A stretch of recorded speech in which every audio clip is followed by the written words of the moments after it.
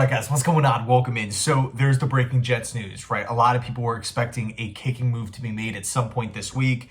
The Jets just brought in 2 new kickers. Okay, now there's this confusing twist, and we're going to get to that in a second, but who are these 2 new guys? The first is Riley Patterson, former Cleveland Brown and Detroit Lion. He was 19 for 25 in his career in kicks from 40 plus yards away. So at least we're getting a functional kicker back there.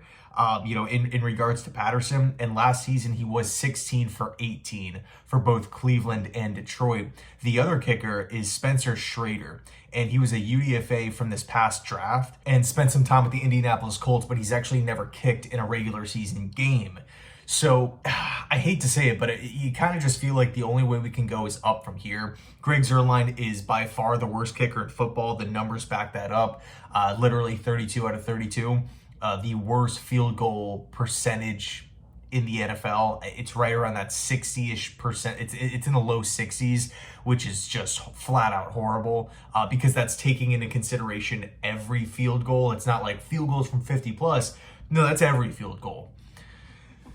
And I don't want to sit here and pile on to one guy, but man, has he really left a lot of points on the board for the New York Jets this season, right? The Denver game, the Bills game, obviously this previous week against the New England Patriots, where there was also a missed extra point in there as well. So again, the Jets are bringing in 2 new kickers. Good news. Here's the weird twist, though. The Jets are signing both guys to the practice squad, and Zuerlein is still here. So, initially I looked at the report from Tom Pelissero. He goes on to say that the Jets are giving Greg Zuerlein time to rest his right knee. I mean, again, if you want to throw out the word accountability, which seems to be the word of the 2024 Jets or lack thereof, this is 100% an example of that. Worst kicker in football, worst kicking production in football. And it's weeks upon weeks upon weeks that Jets fans are asking, hey, can we do something about the position? Can we do something about this?